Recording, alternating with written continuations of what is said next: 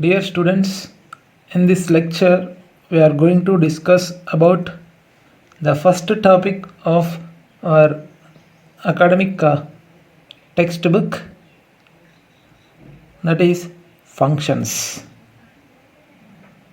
So before going to discuss about the functions, so you need to have the basic terminology. So compulsory the basic terminology you should know are number one, the concept of a set or the set concept, and second thing, it is ordered pair,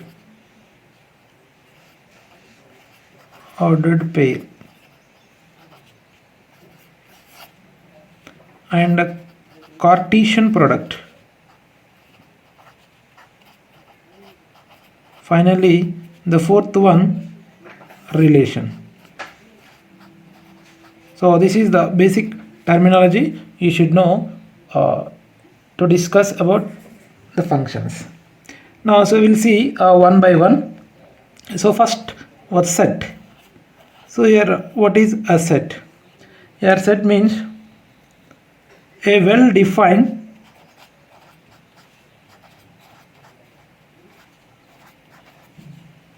collection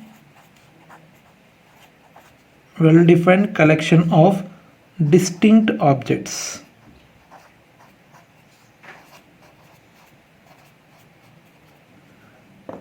So a set means a well-defined collection of distinct objects. Here, what is meant by well-defined? Well-defined means whether the given object is belongs the collection or not. Whether the given object is belongs to the collection or not. Now, here the objects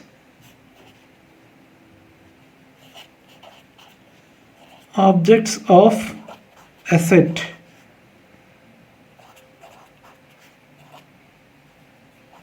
are known as elements. For example,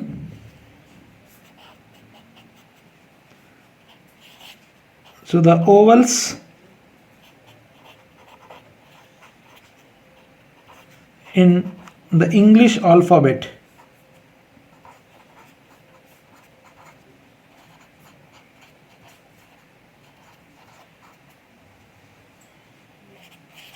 and second one, with respect to our maths, the numbers like all even numbers is also a set, or you can write all prime numbers, right? All prime numbers. So these are some examples of a set. So here, first of all, what is set? A well-defined collection of distinct objects. Here, well-defined means whether the object is belongs to the given collection or not. So here, so for every set that contains objects, here simply the objects are known as elements of the set. So the ovals in the English alphabet is a set. All even numbers is also a set. All prime numbers is also a set. So like that. All boys in RGKT is also a set. All girls in RGKT is also a set. Here, note down one point. So the elements of a set are represented by lowercase letters. So the elements of the set are represented by A, B, C, D, and so on. And the elements 1, 2, 3, 4, and so on also. And the sets by uppercase letters. Elements by small letters A, B, C, D, and the sets denoted with uppercase letters like A, B, C, and so on. So let's see some notations for sets.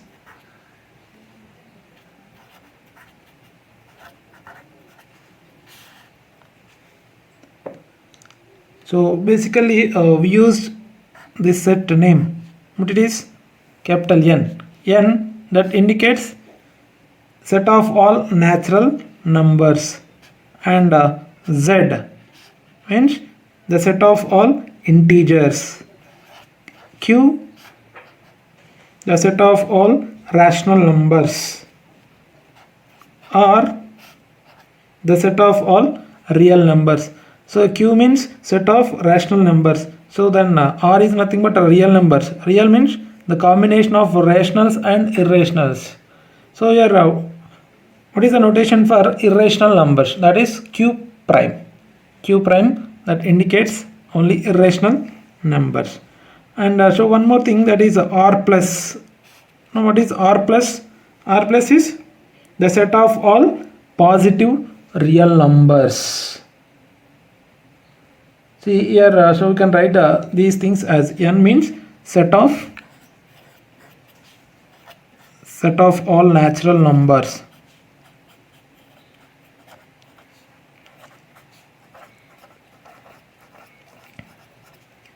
Then so these are a set of all integers.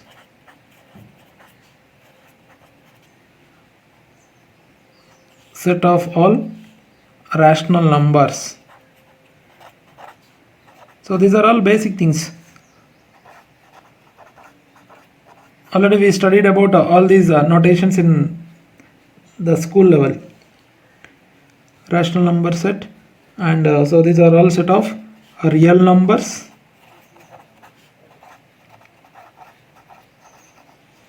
So these are set of all positive real numbers.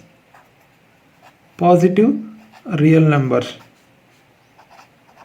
So again we have a doubt. What are the positive real numbers? So the real numbers are from minus infinity to plus infinity, right? So here only the positive. So minus infinity to 0 are negatives. Minus infinity to before 0 are negative numbers. And after 0 that is positive, means after 0 to infinity. So simply you can write this as a set form, that is x such that x is any real number but x greater than 0. The value of here x is a real number but x is greater than 0, that is the positive real number. And one more, so it is R except 0. What does that mean? So this is the set of real numbers except 0. Set of real numbers except 0, or we can call them as non-zero real numbers. Non-zero real numbers. So this is also a set that contains all numbers except 0. Or you can write a q minus 0, z minus 0, or so you cannot write n minus 0, since the set n that contains the elements from 1, 2, 3 and so on. And so one more thing is there, that is w. W means whole numbers. So the set that starts with 0, then it is a 1, 2, 3 and so on. And here one more important concept is there regarding the sets notations. So all we know n, z, q, r plus and like this. So something that is interval or intervals. So the intervals are so related to our real numbers. So here what is an interval? What is a interval? Interval means it is a part of a real line. Part of a real line or a subset of real line. A subset of a real line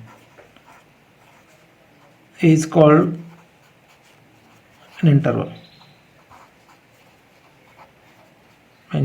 So that we know let it be, this is our real line, right?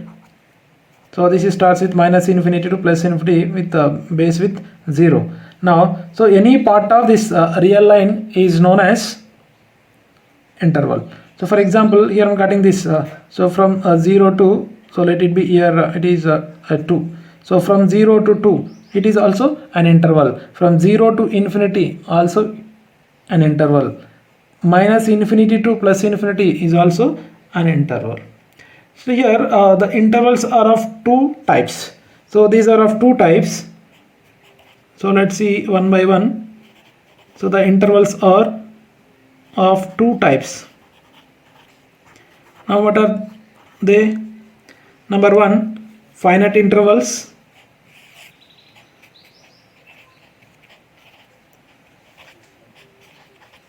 And the second one, infinite intervals. So let's see one by one. So first we'll discuss about the finite intervals. So in the finite intervals, so number one, open interval. Open intervals. So here we need to see what are open intervals. See, open interval, that means, so it is denoted by a comma b. So before that, so consider a comma b two numbers, two real numbers, and a is less than or equals to b. Then so finite intervals. Then in that open interval. So the open interval is it is denoted with a comma b, which is equals to x is belongs to R such that a is less than x is less than b. So this is the definition of an open interval. So open interval a comma b, which is, so x is any real number between a and b. So geometrically, so we can write this as, so already we know, say interval is nothing but a part of real line, right? So it is a and b is there. Okay, so here a and b are not included. So this open circle that indicates, see, the a and b are not included in the set. Means the interval that starts with after a and end with before b. For example, the set 1 comma 2 is there. For example, open interval 1 comma 2, let it be open interval 1 comma 2 is there. Now so this is also a set that starts with after 1 and end with before 2 only. After 1 means, so that may be 1.0001 or 1.001 or anything. So there exists a number after 1, that is 1 point something. And so it is end with 2 means, so it is like 1.9999, that's it. So this is open interval. Means the end points are not included. End points are not included. And the second thing, that is closed interval. Closed interval. Here the closed interval, that means, the notation for this is denoted like this. So here the bracket is important. Here it is open and this is closed. So this is x is belongs to R such that a is less than or equals to x is less than or equals to b. Now so geometrically this is, here a is included and b is also included. Here the circles are filled. Okay, now a and b are included for the closed interval. So whereas in open interval a comma b end points are not included. Here whereas in closed they are included. See for example closed interval 1 comma 2.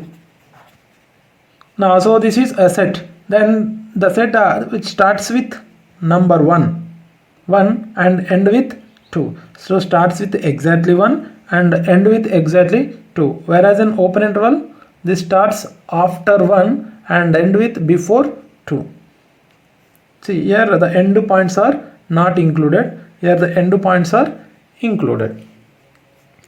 And one more, it is semi-open or semi-closed. Semi-open or semi-closed, or we may call this interval as half open or half closed also. Okay, so here the name itself it says so semi open or half open, means like this, half open. Okay, here A is open, B is closed.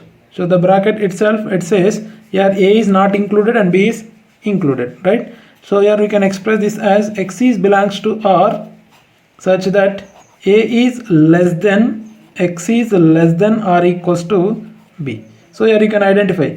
So here if it is open, then it will be strictly less than. If it is closed, then there is an equality symbol. Okay, and geometrically now, so this is A and B. Now so you can identify here A is not included or B is included, so that you can fill it. So here the interval that starts with after A and end with exactly B. So then left hand side is open and right side will be closed.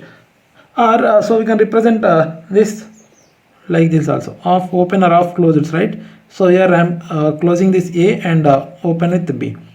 Now so we can define this as X is any real number between A and B such that A is less than or equals to X is less than B.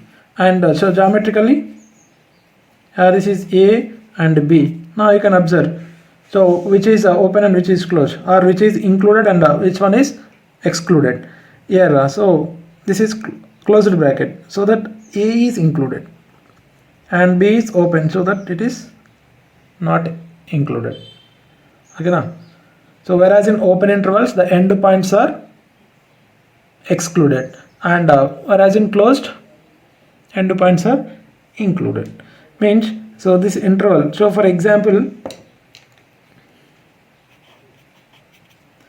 so if it is 1 comma 2 closed into half open, and so this is 1 comma 2 is there. Now so let's check. Now so here the interval that starts with after 1 and end with exactly 2, and so this interval starts with 1 exactly and end with before 2.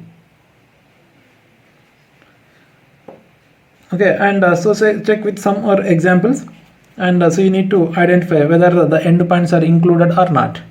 Okay now, so for example here I am writing this open interval 0 comma 2. Okay, and so minus 1 to 3, and one more example, closed interval minus 5 to 4. Now so here this is open interval 0 comma 2, means the end points are included. Only you are concentrate on end points? No. So there are infinite number of values between 0 and 2 also. So after 0 and end with before 2, means in between 0 and 2 there are infinite number of rationals and irrationals are exist. See, after 0 means it is 0.0001 or 0.1, 0.2, 0.3, 1, 1.1, 1.2, 1.3 or 1.0001 up to 1.99 will be there, means there exist infinite number of values between any two integers. So it is open interval. So just concentrate on end points, whether the end points are included or not.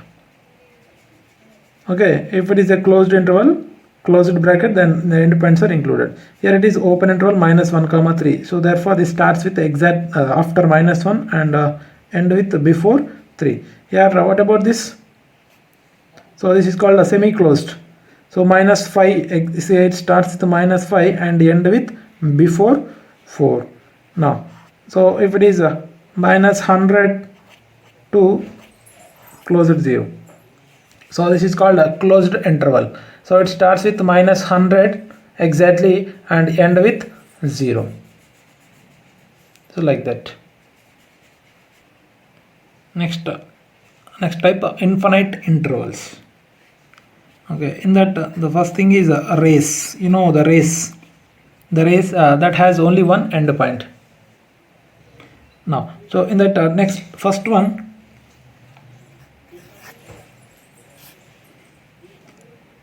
so it is a comma infinity. So the symbol that indicates infinite undefined symbols, so which is equals to x is any real number such that a is less than or equals to x is less than infinity. Infinite means unknown value, so compulsory it is less than only, it is always strictly. Now means the interval that starts with a and end with some unknown positive value,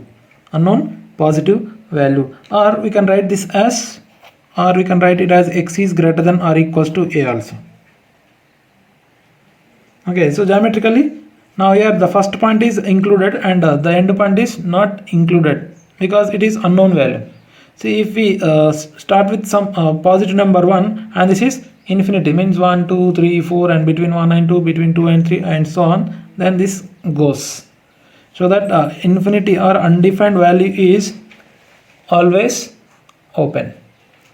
Now so geometrically like this goes on, this arrow marks indicates this will be goes undefined. Now so but we know this is starts with exactly a, and so you can fill with, so this starts with a and end with some unknown value, so this is our a and it is infinite value.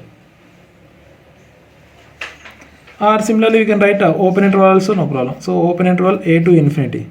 So what is the difference between these two? Yeah, this is excluded, that's it. Here it is a is included, whereas in this open a is excluded. So it is x is belongs to R such that a is less than x is less than infinity.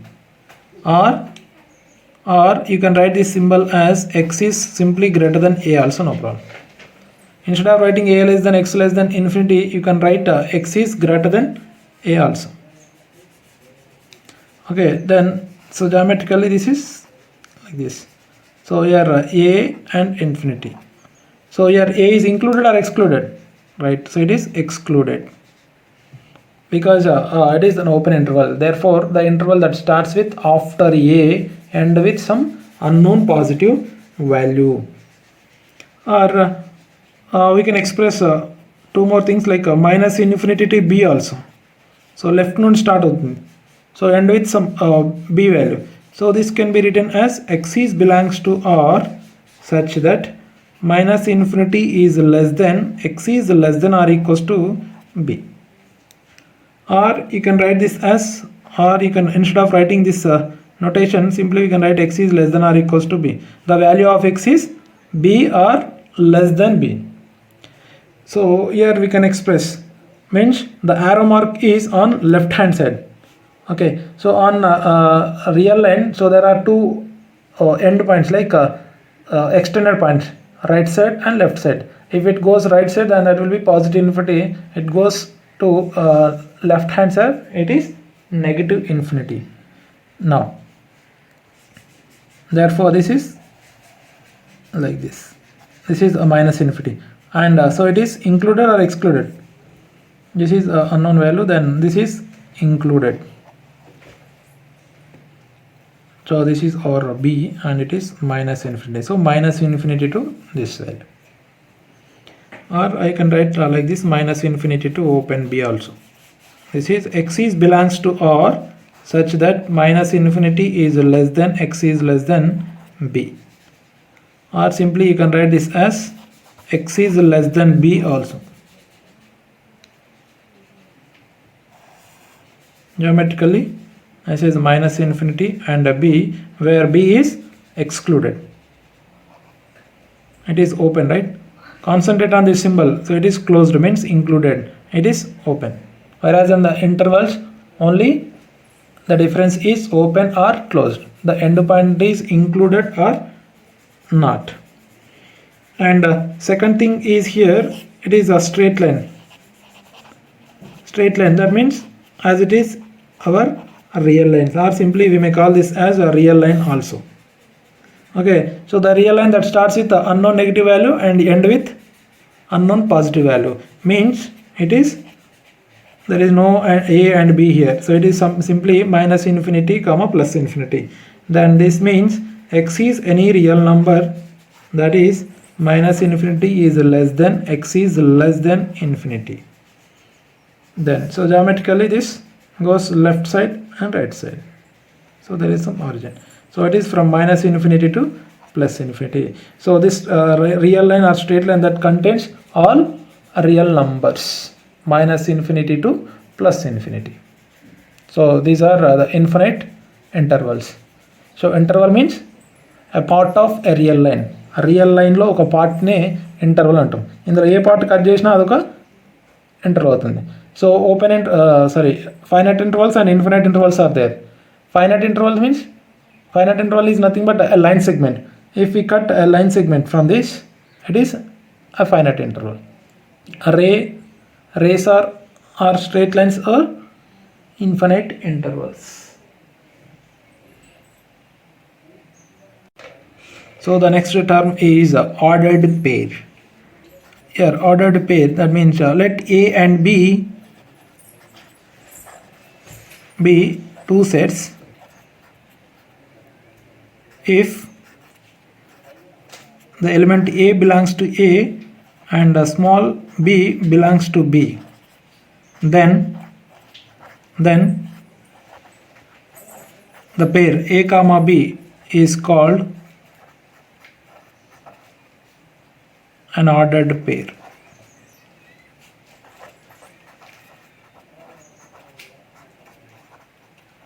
So this is not an interval. So the two elements A comma B is known as ordered pair. So where A is called the first component and B is called the second component. A is nothing but the first component of the ordered pair and B is the second component. Okay now. So for example, ordered pair 1 comma 2 is there. For example, 1 comma 2 is there, means it is starts with 1 and end with 2. Ala kaadu. So this is the location of 1 comma 2 in our coordinate system. 1 comma 2, right? For example,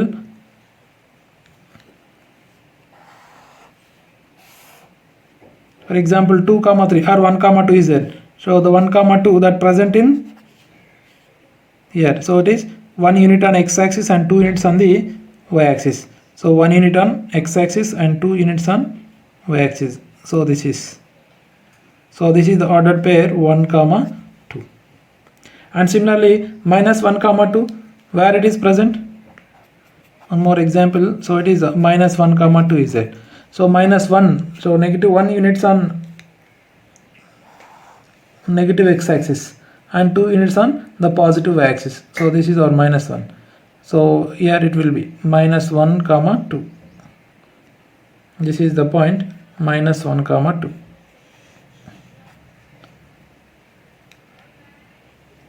Here the coordinates of a point in a plane are ordered pairs of real numbers, every coordinate. And so which is the ordered pair in the coordinate system is represented by a point. So where A comma B, A and B are any two real numbers. So if we represent like this A comma B, it is an ordered pair. Here so two ordered pairs, let us consider if A comma B an ordered pair and one more ordered pair x comma y. So A comma B and x comma y are ordered pairs. Then A comma B is equals to x comma y, means this is if and only if A is equals to x and B is equals to y. That means any two ordered pairs are equal in the plane if and only if the corresponding elements are same, then only they are same. Two ordered pairs are same in the sense their corresponding elements are same. Next, Cartesian product. So here now we need to define this term, the Cartesian product based on sets. So that let us consider two sets A and B be two sets, then the order pair like A comma B such that A belongs to A and B belongs to B. is known as or is called the Cartesian product.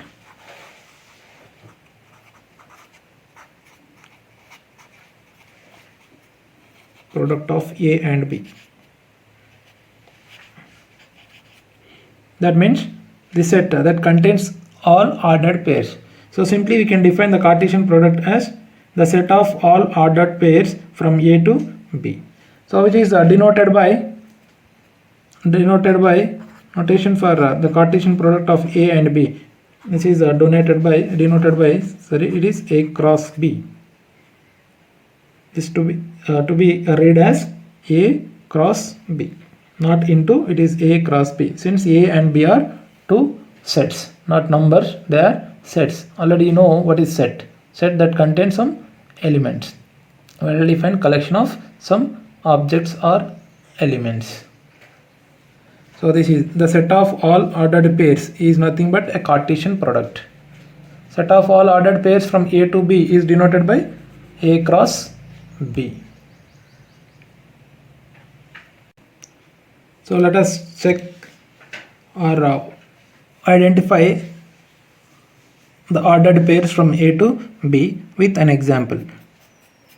So for example, the set A that contains the elements 1, 2 and B is, let it be A, B. Then, so how to evaluate A cross B? So A cross B means a Cartesian product from A to B is nothing but the set of all ordered pairs. So now, so how to write the set of all ordered pairs from A to B? Now, so first of all, so consider with 1. So here you can pair 1 with A and 1 with B, so that it is 1 comma A is one ordered pair, and so you can set with B, so that it is 1 comma B. Okay, now so we can write only two possible cases for 1A, 1B, and one more thing, it is 2 comma A and 2 comma B, that's it. So in the similar manner, so we can evaluate A cross A also, and B cross B also, and B cross A also. Okay, now so A cross A is nothing but, so 1 comma 2 to 1 comma 2 only, so that we can write it as 1 comma 1, 1 comma 2, 2 comma 1, 2 comma 2. So you can write this by a Venn diagram or a tree diagram for A cross B. Here A and B is there. So A contains the element 1, 2, and this contains A, B. Okay, now so here we can map with 1 to A and 1 to B, right? So that it is 1 comma A, 1 comma B, and next 2 with 2A and 2B. Similarly, A cross into A this is going. B cross B means B, B. So like that. So this is the way to evaluate the Cartesian product between two sets. Not number 1.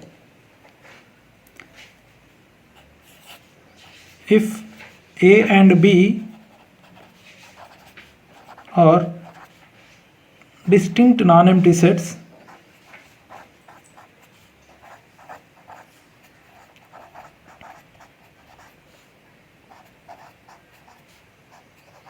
then A cross B is not equals to B cross A. If A and B are distinct non-empty, means A and B lolo edi empty kaakudadu, then A cross B is not equals to B cross A. So here we can conclude that with respect to the Cartesian product, the sets does not satisfy the commutative property.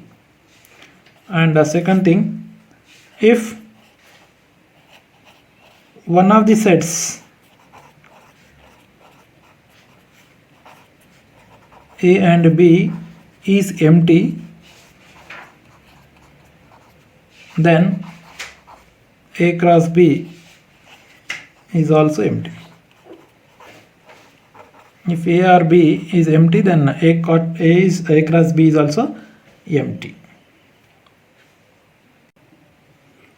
Next term, that is a relation. Now see how to define this term, a relation. Means this relation is based on Cartesian one by one. So set, ordered pair, Cartesian product and a relation. One by one they are correlated. So here if A and B, consider A and B are two non-empty sets. Non-empty sets. Then any subset of A cross B is called a relation. Here it is from A to B. Okay, no? So it is a subset of A cross B is known as a relation. So that is, so let it be R is a relation. Okay, so compulsory it is subset of Cartesian product A comma B. So A and B are any two non-empty sets. Then a subset of A cross B, subset of a Cartesian product is nothing but a relation. R is subset of A cross B. Simply it is. For example, so if A equals to the set contains two elements 1 comma 2 and another set B, it is A, B, C. So both are non-empty sets. Then, so find out A cross B. And A cross B is what? That contains set of all ordered pairs, right? So first start with 1. So you can map 1 with A comma B comma C, so that it is 1A, 1B, 1C. Next map with 2, so that it is 2A, 2B and 2C. So these are the possible ordered pairs you can write from A to B. So A cross B is a Cartesian product. Now here you can check. Now, so let us consider number 1 R1. Here I am writing a relation from this. So it is 1 comma A and 2 comma A. So this is some relation is existed. Now we need to check whether it is a relation or not. This is Cartesian product and two non-empty sets are given, and one more thing is given, that is R1. R1 is equals to the set of ordered pairs like 1 comma A and 2 comma A is there. Now you need to check whether it is a relation or not. So relation, it is said to be a relation, compulsory this is subset of Cartesian product. What is subset? A is a subset of B, means every element of A is in B only. Now if R1 is said to be a relation, compulsory element of R1 is belongs to A cross B. So you can observe here. So 1 comma A is present here, 2 comma A is also present. This is 1 comma A and 2 comma A. So every element of R1 is in A cross B. Therefore R1 is a relation. R1 is a relation from A to B. Right? Because R1 is subset of A cross B. Or also let us take one more example. R2 is equals to some 2 comma A and 2 comma B. Now, is it a relation or not? 2 comma A, ఇక్కడ present అయిందో check చేసుకోండి. 2 comma is there, 2 comma B, 2 comma B. So therefore is a relation from A to B. So let us take one more. Let it be, it is R3. Now say this is 1 comma A, 2 comma A and 3 comma A. Now check, is it a relation or not? Is said to be a relation, compulsory every element of R3 is present in A cross B. So here you can check 1 comma A is present, 2 comma A is present and 3 comma A, this element 3 comma A is does not belongs to A cross B, is not a relation. Not a relation. Why? The element 3 comma A does not belongs to Cartesian product. Relation కావాలంటే ఏం కావాలి, ఇలా ఉన్న ప్రతి element కూడా Cartesian ప్రోడక్ట్లో ఉండాల్సింది, otherwise it is not a relation. ఓకేనా? A relation or a set is a Cartesian product is said to be a relation, then compulsory that set is subset of the original Cartesian product. So here you can write some note. So the number of elements, you can write the number of elements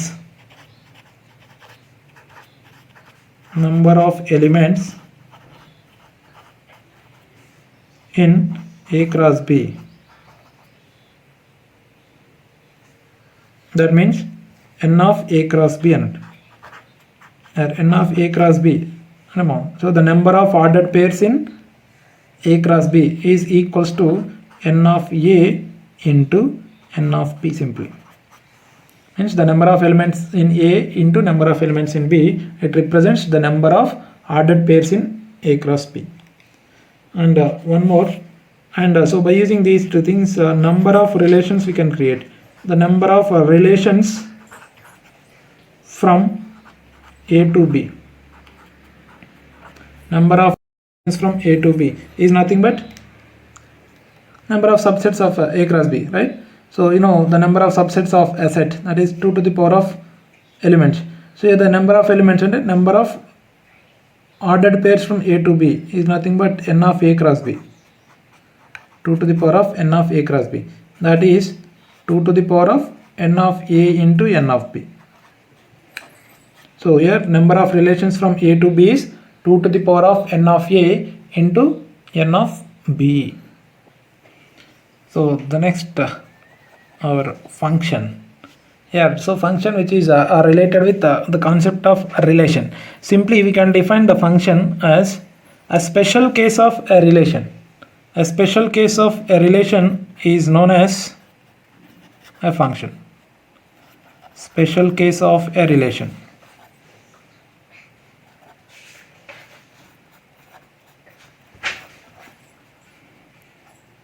is called a function.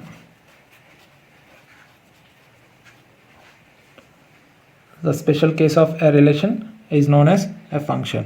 So let's see the definition. So the definition by mathematically, let A and B are two non-empty sets. A relation f from A to B, a relation f from A to B is said to be a function if every element of A is related or associated or mapped with a unique element of B. So already you know a special case of relation is called a function, right? So a relation from A to B is said to be a function if every element of A is related or associated or mapped with a unique element of B. For example,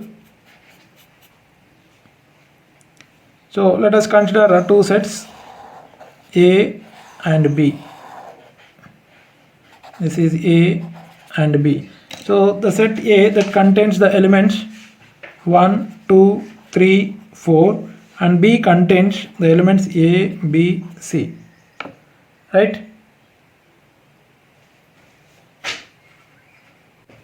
Here the elements are related like this. 1 is related to B and 2 related to C and 3 is related to A. So here from A to B is a relation obviously, but this relation is a function or not, I need to check. So a relation is said to be a function if it satisfies two conditions, right? One is every element is mapped. Okay, na? Every element is mapped. Every element of A is mapped. And second thing is it is a unique element in B or not, you need to check. So first you need to check the first condition for this. So A contains 1, 2, 3, 4 elements. Okay, now every element is mapped or not. So 1 is mapped to B, 2 is mapped to C and 3 is mapped to A, but the element 4 is not mapped to any element of B. Therefore it is not a function. Is it clear? every element of A is mapped to a unique element in B, but here 4 is not mapped to any element of B. So that's why the given function f is not f, the relation f is not a function from A to B.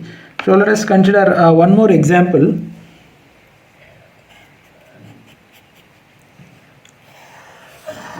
A and B are two sets.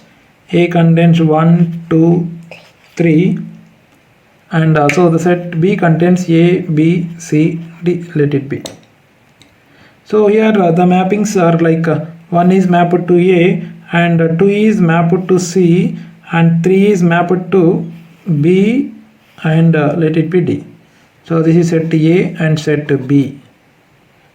Okay, so here the relation f from A to B, f from A to B is a relation. Now you need to check this relation is a function or not. So that you need to check both the condition, every element of A is mapped or not, and it should be a unique or not.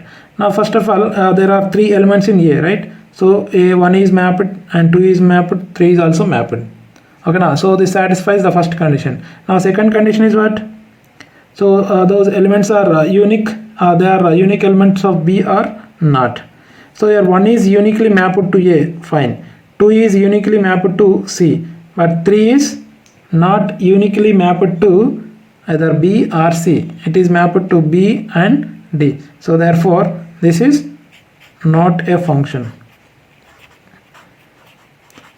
Not a function, since it does not satisfy a unique condition. Not unique. Let's take one more example, the relation which is a function, right? So set A and B both are non-empty sets. A and B are non-empty sets. So the A contains the elements like 1, 2, 3. B contains A, B, C and D. Here the mapping is like 1 is mapped to A, and 2 is mapped to C, and 3 is mapped to some D. Like this it happens. Now it is a relation. Now you need to check this relation is a function or not. So that you need to check two conditions. So first, every element of A is mapped or not, right? 1 is mapped, 2 is mapped, and 3 is mapped, and they are unique or not. So here 1 is uniquely mapped to A, 2 is uniquely mapped to C, and 3 is uniquely mapped to D. So it satisfies both the conditions of a function definition. So therefore here the relation f is a function. Therefore it is a function.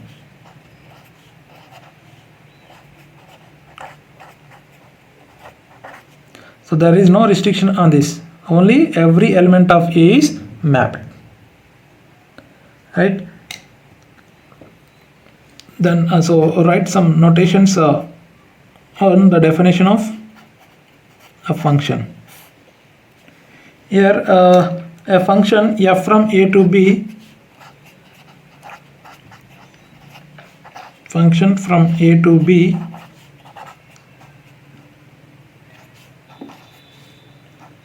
is denoted by f from A to B like this. So this is the notation of the function. A and B are two non-empty sets, and f is a relation. A relation f from A to B is said to be a function. Then it is denoted by f from A to B, where A is called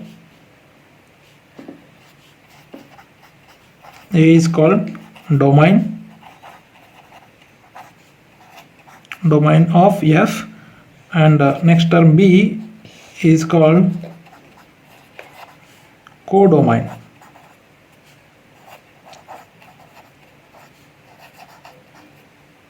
Here A is domain and B is codomain. So identify these two terms, domain and codomain. A is input values, the codomain, and this B is called codomain of f. And so the mapping values means f of A. F of A is known as, or is called, range. This is called a set of image values. set of image values of the given f. So for this entire chapter you need to remember these three terms: domain, codomain and range. Okay, so domain means A, codomain is B, and what is range or image set or set of image values? So they are the mapping values of A. So let us consider with an example, or you can check with the previous example. So before that, f of A is called a range, right? Then so this mathematical notation for this is f of A, which is the set of image values, means f of A like this, such that A is belongs to A. Here you can observe one thing: the range is here. The range is always subset of codomain, right? Because the image values are from the codomain, so compulsory every element of range is in codomain, so that range is always subset of codomain. So here you need to define the domain, codomain, range with the above examples. So from the above example, so you can write from the above example, you can identify from the above example.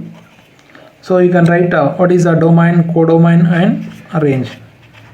What is a domain? See, domain means every A is a domain, B is a codomain, range means only mapping values. So you can write the domain values.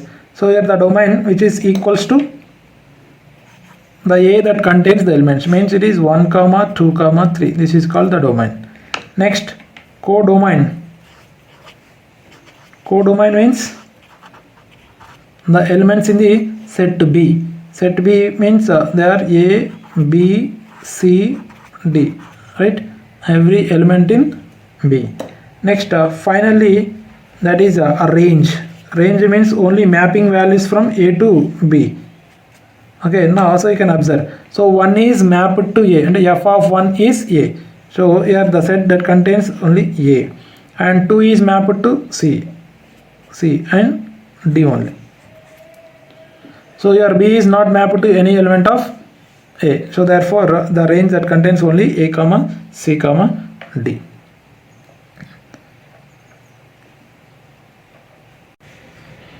So these are the image values. Image of 1 is A, B, 2 is C, 3 is D. Or in the similar way, the reverse manner, then A is called pre-image of 1. So there is a test to evaluate the given function is whether the given function is a function or not, or the given graph is function or not, by using this vertical line test. See the test. The graph of f from R to R is plotted in R square or R cross R plane. It is a function if each vertical line meets the graph in exactly 1 point. That means no vertical line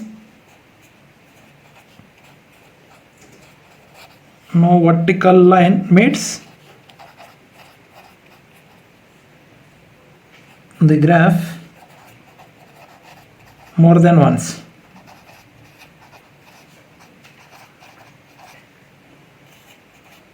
This means no vertical line meets the graph of the given f more than once. So for example, you know the graph of f of x equal to x. For example, f of x equal to x. So this is a straight line that passes through origin. So this is our line. Now you need to check whether it is a function or not. So that so you can draw any vertical line anywhere in the plane. If you draw anywhere, but so this line, this vertical line that meets the graph of this f of x equal to x exactly 1 point. If we check with this line, then so it touch or meets at only this point. If you draw another vertical line, this also meets only at this. If you draw here, Now, so this vertical line that meets the given graph at this point only. Okay, so therefore this is a function. You can say it is function.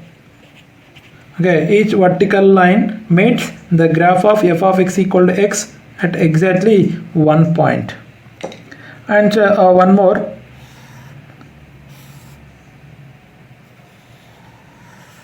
So if the graph is like this, now so just check this graph is a function or not.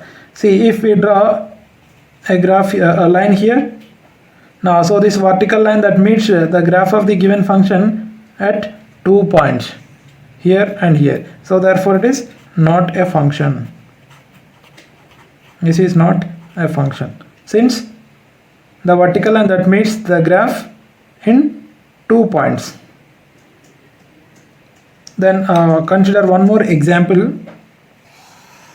Let it be like this. Okay, now so if you draw any vertical line in the plane, now like this. So if you draw with respect to this line, this meets at only this point, or you can check this, it only meets the graph of f of x at once, and so you can check with this line, this is also, or you can draw. If it meets the graph, then it should be exactly once, otherwise no need also. Means it touches the graph in the respective domain. Therefore this is a function.